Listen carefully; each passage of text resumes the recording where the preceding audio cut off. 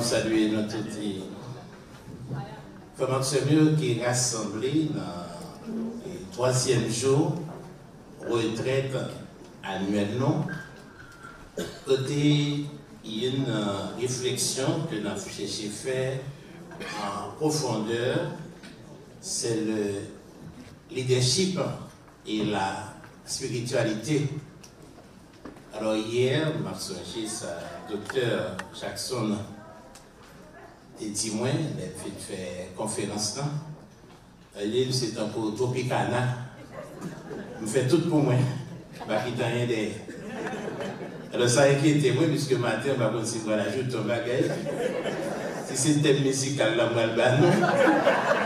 nous saluons Maman Notre-Dame. C'est ça, Tropicana, toujours comme thème musical.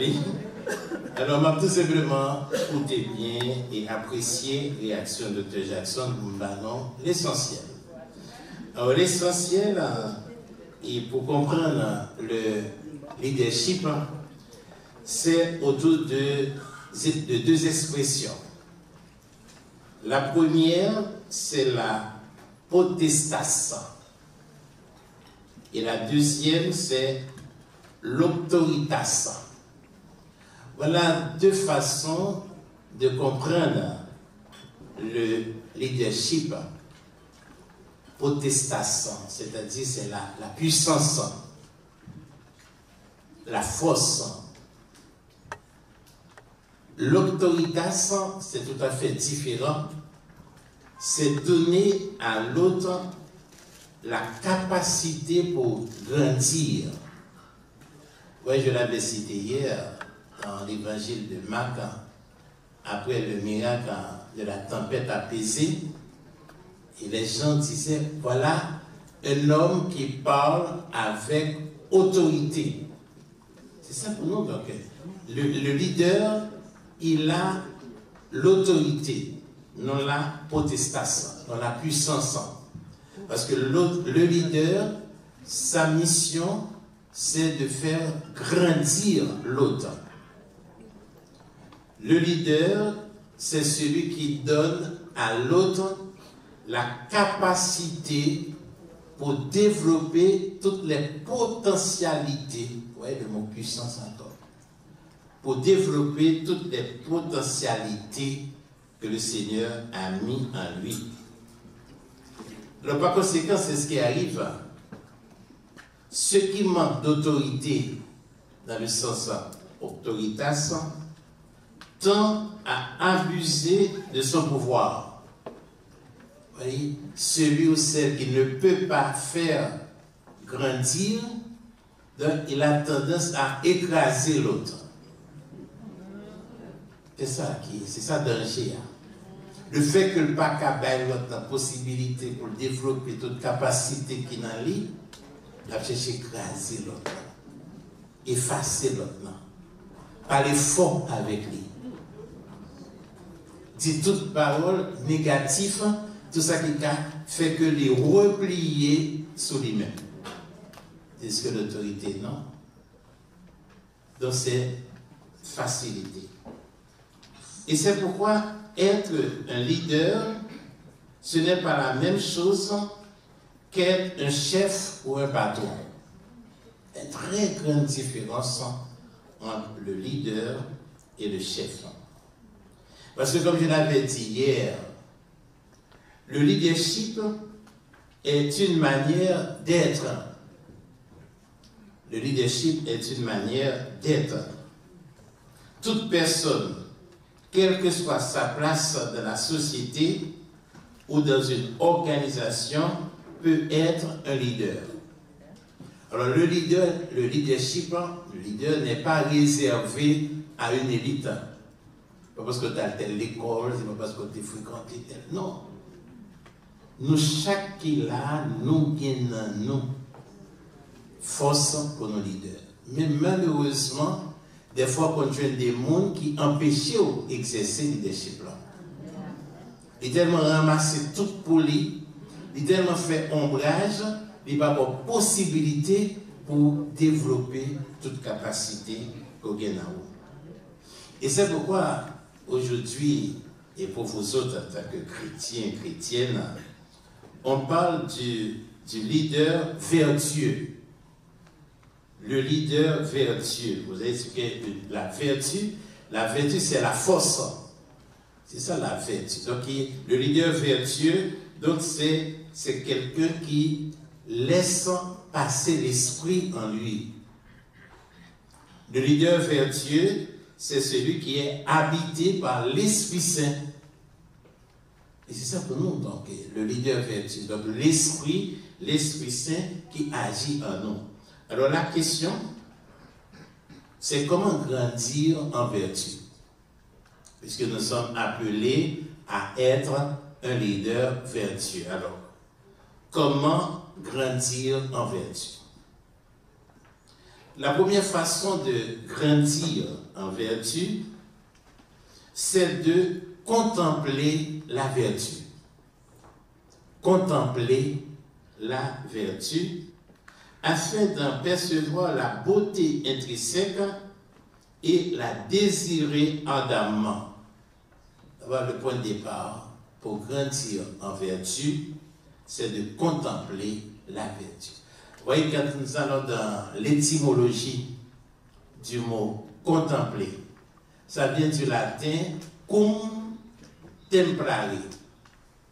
Contempler. Cum avec templare. C'est-à-dire que être dans son temple. C'est ça. La contemplation. Vous voyez, la contemplation, ce n'est pas une fuite en avant. La contemplation, c'est être à l'aise avec soi-même. Être dans son temple. Et c'est pourquoi la première façon de grandir en vertu, c'est au niveau du cœur. Au niveau du cœur. Donc, en ce sens que, donc je suis là, je découvre ce que le Seigneur a mis en moi, je découvre ce que le Seigneur m'a permis de réaliser. La deuxième façon de grandir en vertu, c'est d'agir vertueusement d'une manière habituelle. Voilà, la deuxième façon de grandir en vertu, c'est d'agir vertueusement, mais d'une manière habituelle.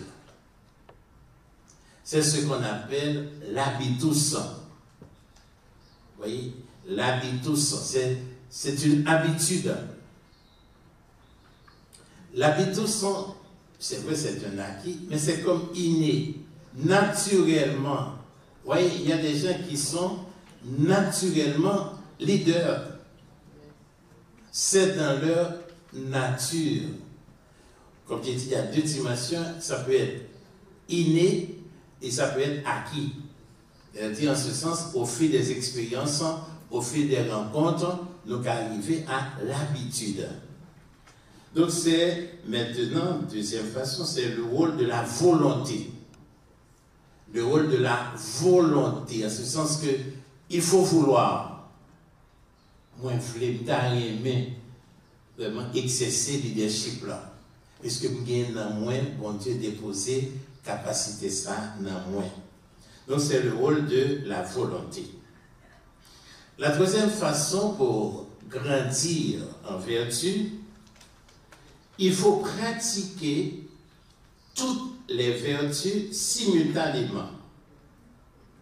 Il y a un lien intrinsèque entre les vertus. Parce que vous avez parlé des vertus cardinales, et la prudence, la justice, la maîtrise de soi, etc. Donc c'est simultanément, ensemble. Ensemble. Il n'y a pas de cloison entre les vertus. Une complète l'autre. Prudence a complété maîtrise de soi. Maîtrise de soi a complété justice. Et tout ça, c'est un ensemble. C'est un package, comme on dit. De pratiquer toutes les vertus simultanément au moyen d'une attention particulière portée à la prudence qui est le guide de toutes les vertus. Donc c'est le rôle de la raison, de pratiquer toutes les vertus en même temps. Donc voilà trois façons de grandir en vertu. 1.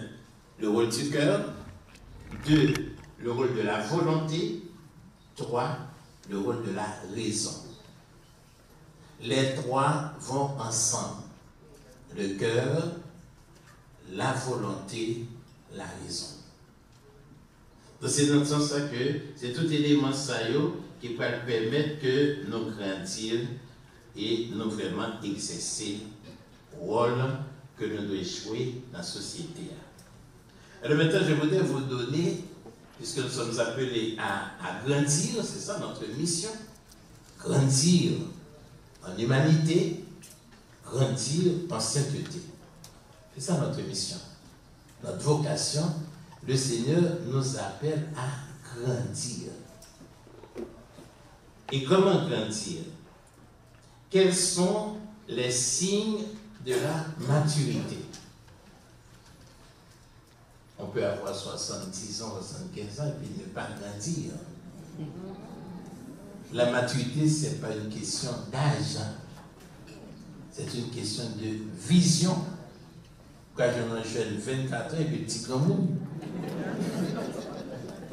Et quand je suis un grand monde et 90 ans, et puis toute vitalité, toute jeunesse. Nous avons j'ai d'approcher en retraite pour les sœurs de Saint-Paul de Châtre en Martinique. Et puis, nous avons une chère sœur qui a gagné 90 ans par là. Et moi, la prends note, dit waouh. Les causes ont fini, en aparté, je rencontre chère sœur, moi dit, mais chère sœur, pour qui s'en prend toute notre salaire, ou bien 90 ans, ce qu'on a fait avec notre salaire. Chère sœur dit, ah, mon père, les samedis père, il dit, mon père, pas besoin d'inquiéter. C'est vous d'arriver dans le ciel, là, vous pouvez vérifier si son tas dit au bon.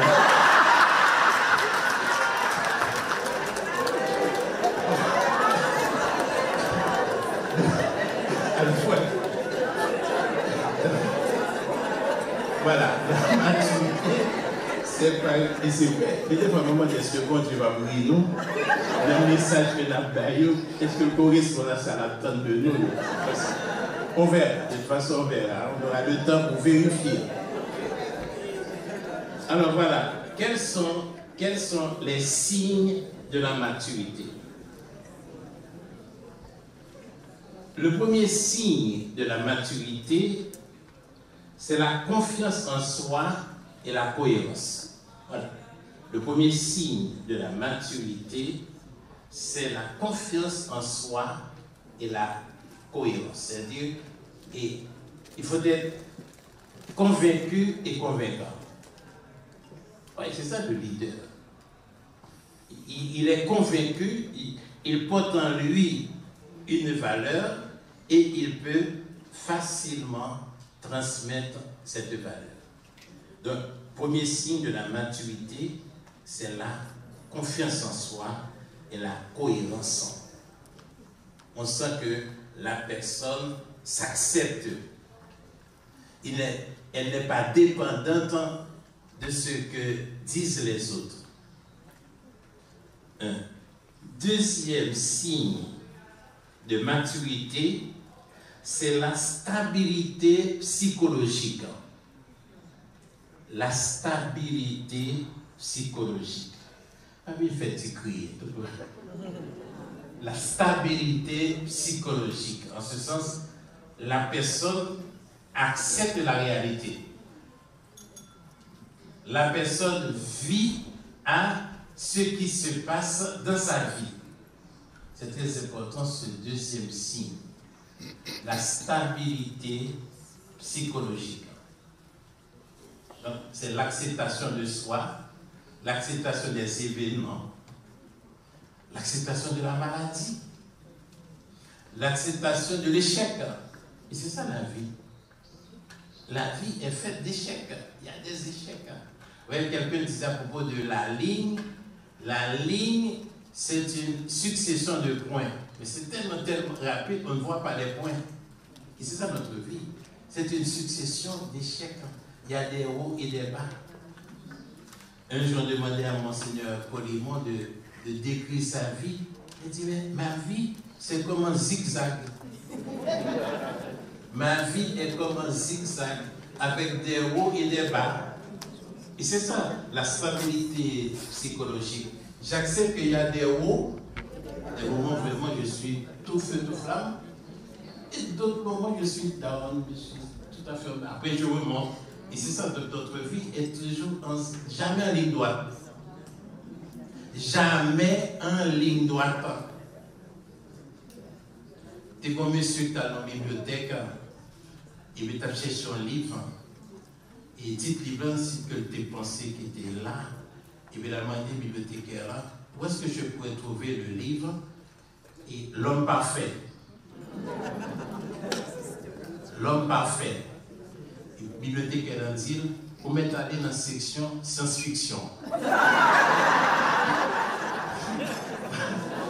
L'homme parfait, c'est la section science-fiction. L'homme parfait, c'est un rêve. Ça n'arrive jamais. Donc c'est ça pour nous. Donc la stabilité psychologique, accepter qu'il y a des hauts et des bas.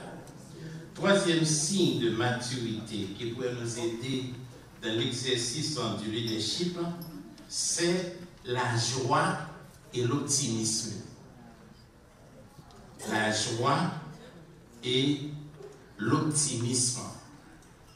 Oui, c'est ça d'ailleurs, comme dit la lettre de Paul aux Galates, chapitre 5, en parlant des fruits de l'esprit, Paul nous dit, voilà, un fruit de l'esprit, c'est la joie. C'est la joie. Le vrai leader, c'est un homme, c'est une femme, joyeuse, optimiste. Il cherche le bon côté des choses. Mais à côté de la joie et l'optimisme, il faut y ajouter l'humour, le sens de l'humour. Quand on ne pas jamais pas jamais content, il faut obligé d'acheter 50 d'autres statuettes. Mais c'est finalement la oui, malgré tout ce qu'on fait, mais pas capable. Donc voilà, la joie, l'optimisme, le sens de l'humour. Voilà comme signe de maturité qui pourrait nous aider dans l'exercice du leadership. Un quatrième signe de maturité, c'est le naturel. Le naturel. En ce sens, la personne est vraie. Mais c'est comme dit Nathanaël en parlant de Jésus. Voilà un homme vrai. Un homme sans artifice. Il ne fait pas de faux semblants. Il ne fait pas comme si. Des fois, c'est ce qui nous manque. Ce qui nous manque, c'est le naturel. C'est quoi le naturel? C'est-à-dire, on reconnaît ses limites. C'est ça le naturel. Pas faire un excès, pas besoin de se maquiller. Excusez-moi. Alors, comme si le taxi bouche qui chapitre.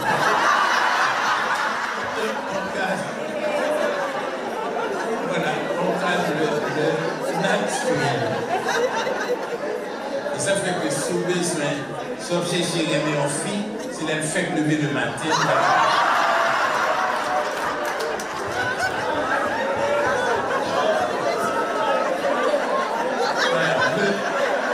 Le naturel. Et c'est ce qui, voilà, comme l'avait cité Saint-Jean, quand Nathanaël l'a rencontré, voilà un homme qui est vrai. Un homme qui est vrai, un homme qui dit la vérité, qui cherche la vérité et qui propose la vérité. Donc ceci est très important comme signe de maturité. Un autre signe de maturité, c'est le sens de la liberté et de la responsabilité. Voilà un signe de maturité qui pourrait nous aider dans l'exercice du leadership. Le sens de la liberté et de la responsabilité. Je ne dépends pas de l'opinion des autres. Je ne me forme pas à partir de l'opinion des autres. Et c'est ça pour nous, être libre. Être libre. Et la responsabilité, vous voyez, la signification du mot responsabilité, c'est être capable de répondre de ses actes. C'est ça. La responsabilité, c'est être capable de répondre de ses actes. Donc, je suis convaincu, donc voilà, je peux répondre de mes actes. Et puis, un dernier signe de maturité, c'est la paix intérieure. La paix intérieure. Donc, je suis finalement tranquille. Moi, je connais, c'est ça que je fais. Moi, je fais les, j'aime les faire là. Et puis, mon paix avec moi. Opinion l'autre, pas garder moi. Vous voyez? Donc, je ne dépends pas des opinions des autres. Et comme disait Shakespeare dans un de ses textes, Shakespeare disait, je me sens toujours heureux. Vous savez pourquoi? Parce que je n'espère rien de personne. Espérer fait toujours mal. Ils vont te critiquer si tu réussis. Ils vont te critiquer si tu échoues. Ils vont te critiquer si tu le relèves. Ils vont te critiquer si tu abandonnes. Ils vont te critiquer si tu es toi-même. Ils vont te critiquer s'ils pensent que tu essaies d'être quelqu'un d'autre. Dans tous les cas, tu seras critiqué. Alors, vis simplement ta vie. Vis.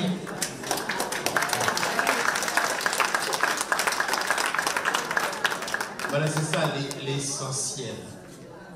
Vis simplement ça. Pour pas qu'il compte pour un tout le temps. C'est un coup feuilleton, Radio Soleil, là. Pas demander me compte. C'est ça. À un moment donné, et c'est ça, la paix intérieure, alors finalement, vraiment, c'est sortir. Et vous te mettez tout le même là-dedans. Et pas bien dans le conditionnel, il faut être naturel, il faut être vrai. Donc, en ce sens que moi, mettez tout moi-même dans ça que moi voulais vivre là, dans ça que je cherché pour me vivre là. Avant de terminer, donner quelques indications, donc je voudrais attirer votre attention sur deux grandes vertus à développer dans l'exercice du leadership. D'abord, c'est la magnanimité. La magnanimité, en ce sens, c'est avoir un grand cœur. La magnanimité, avoir un grand cœur, un cœur ouvert, un cœur sensible, un cœur proche. Et puis la deuxième vertu, c'est l'humilité. L'humilité, en ce sens, on accepte ses limites. C'est l'âme qui est arrivée, mais arrivé là. Pas qu'à faire plus. C'est vrai, il y a des efforts à réaliser. Mais l'humilité nous permet en quelque sorte d'être réalistes. C'est ça qui est important finalement. C'est d'être réaliste. Je connais mes limites et j'accepte mes limites. Et c'est ça, l'humilité. Vous voyez, le mot humilité, c'est en quelque sorte à la racine de notre état. Vous voyez, c'est bien de la terre, au moritas, au moussant, fumier. C'est ça, l'humilité nous permet de retrouver notre racine. Nous sommes nés de la terre. Nous sommes des êtres fragiles. Mais normalement, moi, nous avons une belle maillot sur nous. Mais comment on a de démarquer dans le maillot? C'est fragile. Fragile, vous êtes des êtres fragiles. Des fois, il y a un petit mot seulement qu'il faut éclater. Il y a un petit geste seulement qui a gâté tout le bagage. Oui, nous sommes des êtres fragiles et c'est pourquoi le vrai leader, c'est un homme humble, c'est une femme humble en ce sens, il peut commettre des erreurs. Même dans l'exercice du pouvoir, on peut commettre des erreurs. Personne n'est à l'abri. C'est très important. Oui, la magnanimité nous donne la possibilité de faire de grandes choses, mais l'humilité nous dit, attention, il faut être réaliste. Là, pas qu'arriver. Là, c'est pas limite point. Ça m'a fait m'a fait. Donc, ceci est très important. Voilà, et les deux vertus, donc les deux idéaux que nous devons mettre en pratique dans l'exercice du leadership. Alors, je termine avec 5 conseils. 5 conseils pour devenir un leader chrétien authentique. Je m'adresse à des chrétiens. Donc, 5 conseils pour devenir un leader chrétien authentique. Le premier conseil, c'est de s'engager au nom d'une finalité singulière. S'engager au nom d'une finalité singulière. En ce sens, il faut avoir un idéal. Il faut avoir un idéal. Il faut fixer des objectifs. Mais côté que tu as arrivé. C'est comme dans Luc chapitre 10, verset 41, quand Jésus dit à Marthe, Marthe, tu t'agites pour bien des choses, une seule est nécessaire. C'est ça que non, la finalité, une seule. Le français dit, qui trop embrasse, manque le train. Alors c'est tellement beau que dans le train passé, qui trop embrasse, manque le train. Donc, Marc, tu t'inquiètes, tu te fatigues pour beaucoup, une seule est nécessaire. C'est ça pour nous. Fixer un objectif. Mais ça que tu as rêvé réaliser. Et me fixer, me mettre sous ligne, je travaille, et puis me réaliser. Deuxième conseil pour devenir un leader chrétien authentique, c'est vivre en sympathie chaque rencontre. Vivre en sympathie chaque rencontre. Oui, c'est ce qu'on appelle l'enthousiasme. Parce que là, je dis, samedi 19, c'est samedi 19. Bon, peut-être que tu as dimanche 20, je ne dois pas voir. Je ne dois pas voir. Vivre en sympathie chaque rencontre. C'est en joie. Et le feu que nous là. Pas fait pour projection, non. Vive l'instant présent. Et comme dit la chanson, l'instant présent est éphémère. Ça passe tellement vite. Vivre en sympathie chaque rencontre. Troisième conseil pour devenir un leader chrétien authentique, il faut dépasser ses peurs. Dépasser ses peurs. En ce sens que nous avons des possibilités, mais nous ne pouvons pas avancer. Nous j'étais provincial Montfortin, et puis j'étais dans le bureau au moins, et puis pendant dans le bureau, et puis qu'on rap qui vient rentrer, et puis je cours monter le bureau, et puis je regarde moi, et je dis, là tu me regardes les cibles, regardez, pourquoi je ne peux pas manger les pleurs courir, moi je de faire le courir, et puis c'est rattaquer le courir. Le souci est très dépasser ses peurs. Dépasser ses peurs. S'engager. pas dire pas qu'à faire rien, pas dire, non. Dépasser ses peurs. Il y a tellement de potentialité, tellement de capacité, de force que le Seigneur a mis en nous. D'ailleurs, il a dit en Actes des Apôtres, chapitre 1er, verset 8, vous allez recevoir une force, la force de l'Esprit Saint. Oui. C'est parce que vous avez en vous cette force, la force de l'Esprit Saint. Quatrième conseil pour devenir un leader chrétien authentique, c'est se laisser guider par la Trinité. Oui, c'est un bel exemple pour nous. La Trinité. La Trinité, c'est la communion dans la diversité.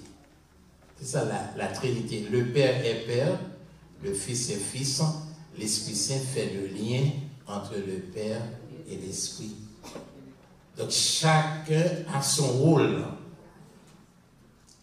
Chacun a sa fonction, chacun a sa mission.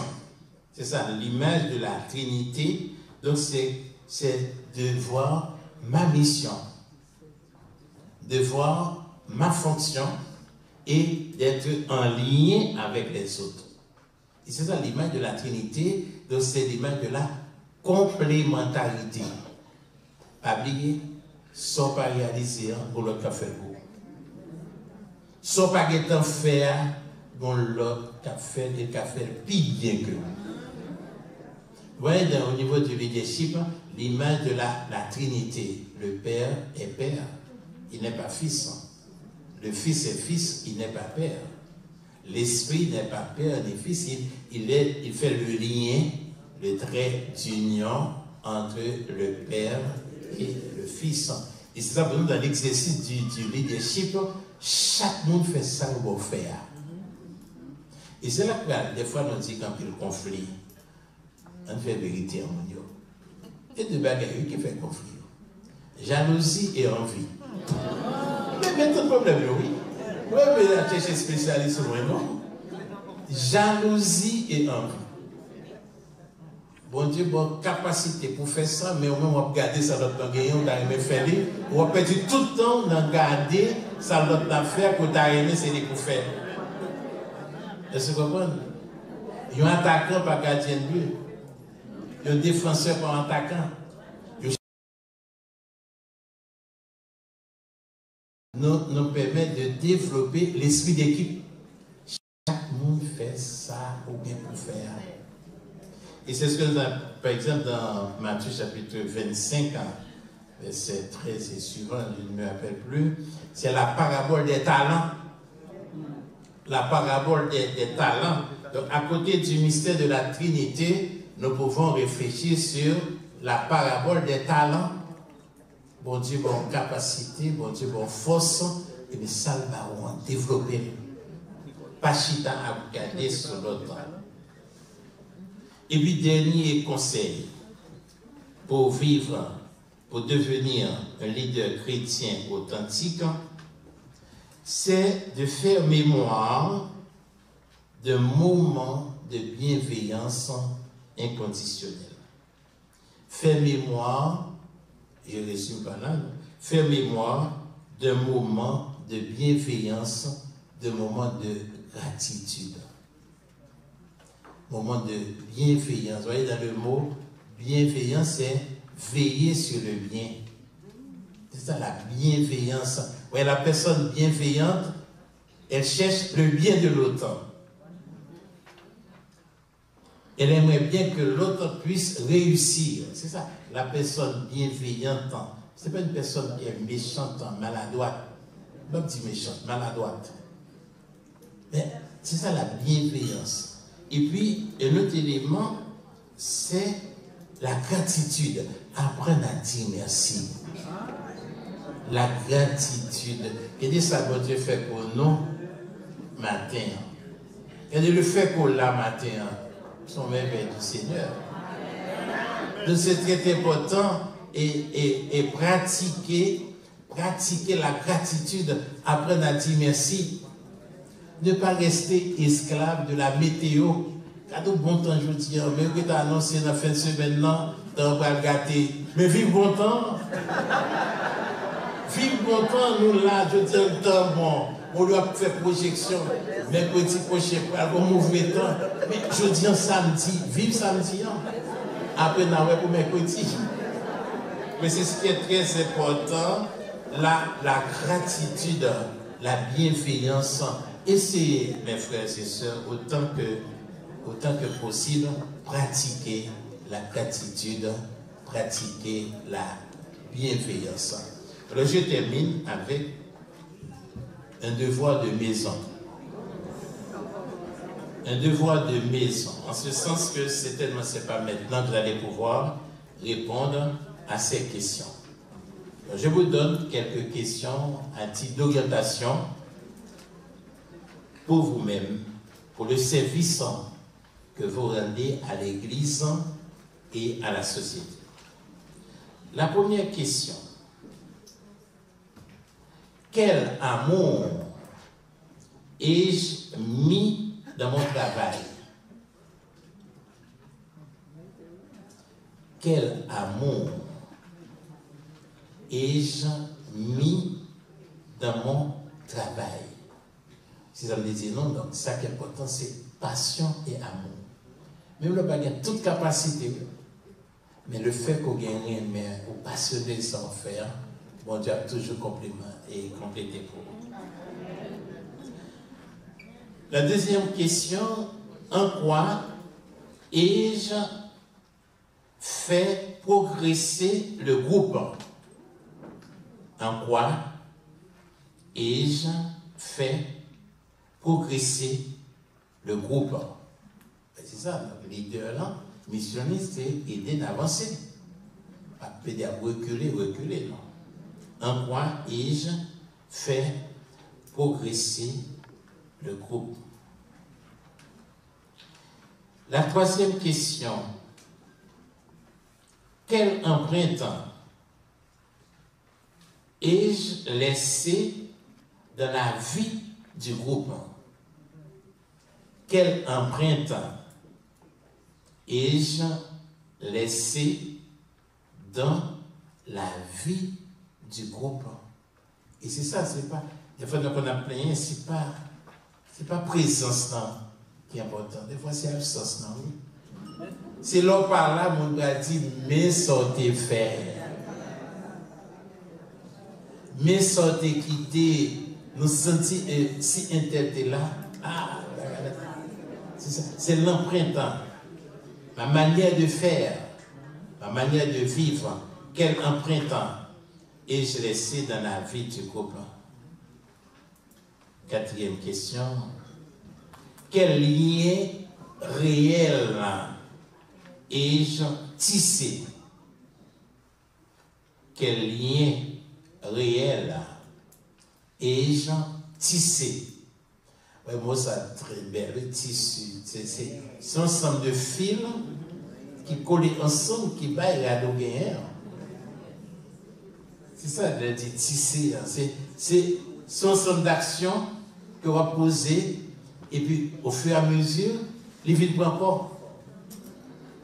Et surtout, ce sont des liens. Vous voyez, comme disait quelqu'un, et la force d'une personne, c'est dans sa qualité de relation, de sa façon de créer des liens, de tisser des liens.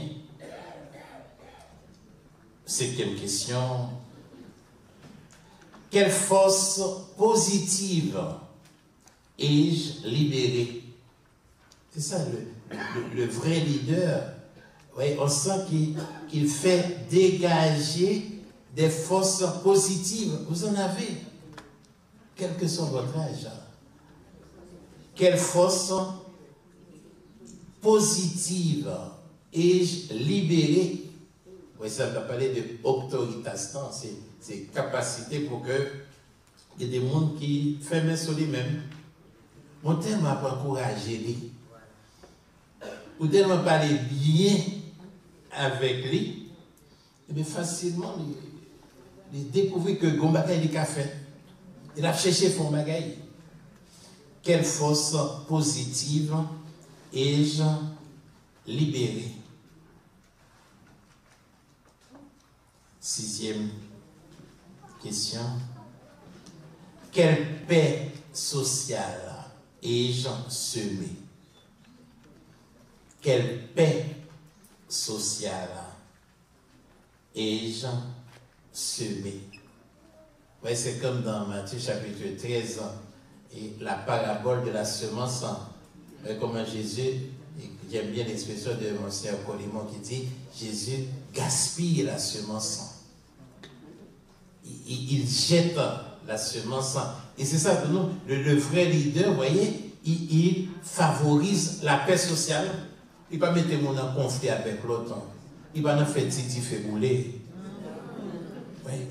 Il favorise la paix sociale. On sent que par sa présence, les gens sont en sécurité. Et c'est très important comme évaluation de votre rôle de leader. Quelle paix sociale ai-je semée? Mais pour terminer, qu'ai-je produit à la place qui m'a été confiée? Qu'ai-je produit à la place qui m'a été confiée? Est-ce que vraiment réaliser vocation? Et pas oublier, pour terminer en disant, est-ce que j'ai grandi en humanité et en sainteté? C'est ça pour évaluer. Est-ce que j'ai grandi en humanité et en sainteté? C'est là, bon Dieu te mette, que Janada dit, fleurir là où le Seigneur nous a plantés. C'est là, bon Dieu te mette, ce service ça que tu attends de moi, est-ce que tu t'es réalisé? Qu'ai-je produit à la place qui m'a été confiée? Alors, le conseil, fais ceci et tu vivras. Merci.